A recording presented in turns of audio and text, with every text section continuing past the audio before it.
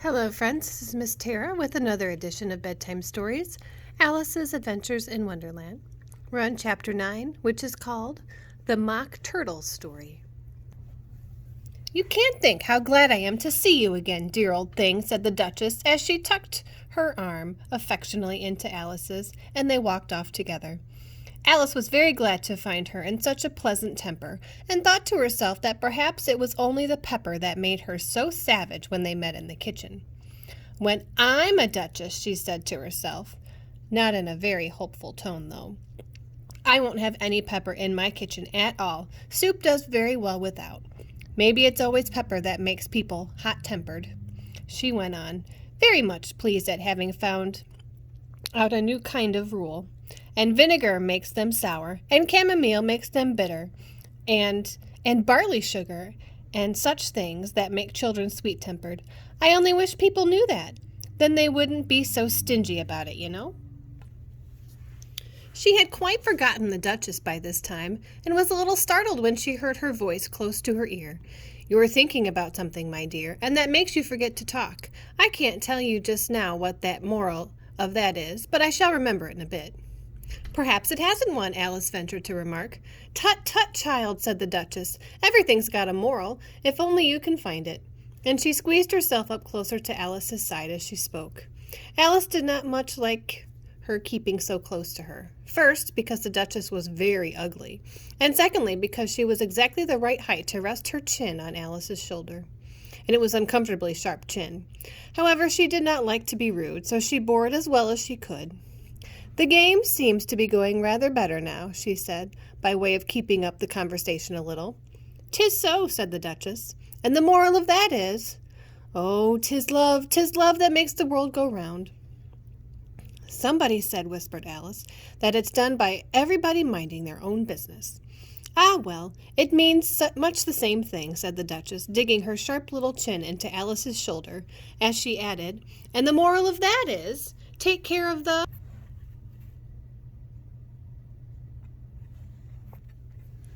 sense, and the sounds will take care of themselves." How fond she is of finding morals in things, Alice thought to herself. "I dare say you're wondering why I don't put my arm round your waist," the Duchess said after a pause. "The reason is that I am doubtful about the temper of your flamingo. Shall I try an experiment?" "He might bite," Alice cautiously replied, not feeling at all anxious to have the experiment tried. "Very true," said the Duchess. "Flamingos and mustard both bite. And the moral of that is, birds of a feather flock together." "Only mustard isn't a bird," Alice remarked. "Right as usual," said the Duchess. "What a clear way you have of putting things."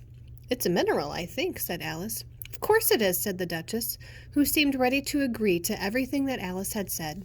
"There's a large mustard mine near here, and the moral of that is, the more there is of mine, the less there is of yours." "Oh, I know," exclaimed Alice, who had not attended to this last remark. "It's a vegetable. It doesn't look like one, but it is." "I quite agree with you," said the Duchess. "And the moral of that is, be what you would seem to be. Or if you'd like to put it more simply, never imagine yourself not be otherwise than what it might appear to others, that what you were, or may have been, was not otherwise than what you have been, or would have appeared to be otherwise." "I think I should understand that better," Alice said very politely, "if I had written it down, but I can't follow it as you say it." "That's nothing to what I could say if I chose," said the Duchess replied, in a pleased tone. "Pray don't trouble yourself to say it any longer than that," said Alice. "Oh, don't talk about trouble," said the Duchess. "It makes you a present of everything I've said as yet."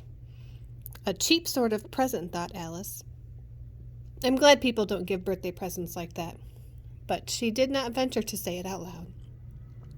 "Thinking again?" the Duchess asked with another dig of her little sharp chin. "I've a right to think," said Alice sharply, for she was beginning to feel a little worried.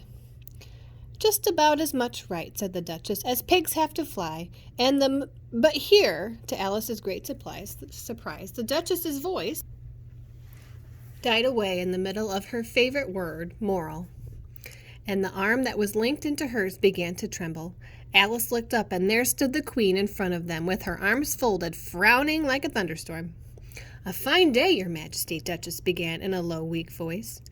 "Now I give you fair warning," shouted the queen, stamping on the ground as she spoke. "Either you or your head must be off, and that in about half no time. Take your choice." The Duchess took her choice and was gone in a moment. "Let's go on with the game," the queen said to Alice, and Alice was much too frightened to say a word, but slowly followed her back to the croquet ground. The other guests had taken advantage of the queen's absence and were resting in the shade. However, the moment they saw her, they hurried back to the game. The queen merely remarked that a moment's delay would cost them their lives.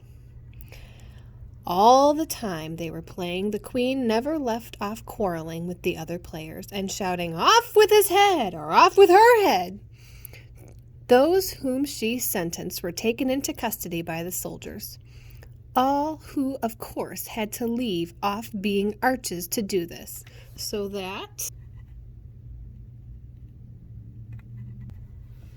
by the end of a half hour or so, there were no arches left, and all the players, except the king, the queen, and Alice, were in custody and under sentence of execution. Then the queen left off, quite out of breath, and said to Alice, "Have you seen the mock turtle yet?" "No," said Alice. "I don't even know what a mock turtle is." "It's the thing mock turtle soup is made from," said the queen. "I never saw one or heard of one," said Alice. "Come then," said the queen, "and he shall tell you his history." As they walked off together, Alice heard the king say in a low voice to the company generally, "You are all pardoned. Come, that's a good thing," she said to herself, for she quite felt unhappy at the number of executions the queen had ordered. They very soon came upon a griffin laying fast asleep in the sun. If you don't know what a griffin is, look at the picture. "Up, lazy thing," said the queen, "and take this young lady to see the mock turtle to hear his history. I have to go back and see after some executions I have ordered." As she walked off, leaving Alice alone with the griffin, Alice did not quite like the look of the creature.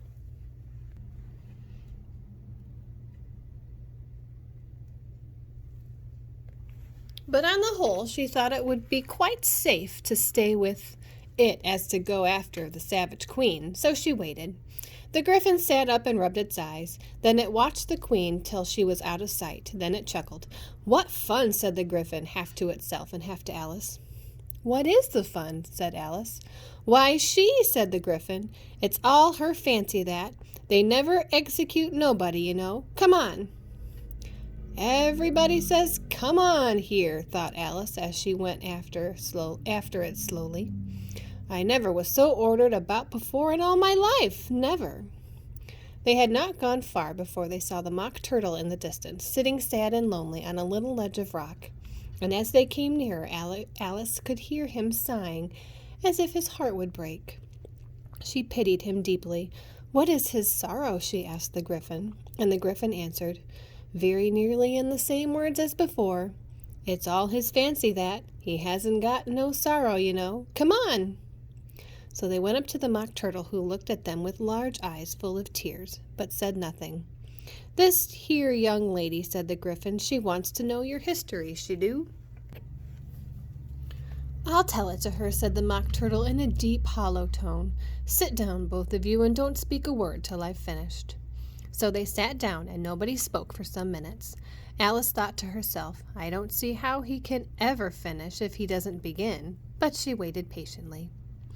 "Once," said the mock turtle at last with a deep sigh, "I was a real turtle." But these words were followed by a long silence, broken only by an occasional exclamation of "Herchoo!" from the griffin, and the constant heavy sobbing of the mock turtle. Alice was very nearly getting up and saying, "Thank you, sir, for your interesting story," but she could not help thinking there must be more to come, so she sat still and said nothing. "When we were little," said the mock turtle, as he went on at last, more calmly, though still sobbing a little now and then,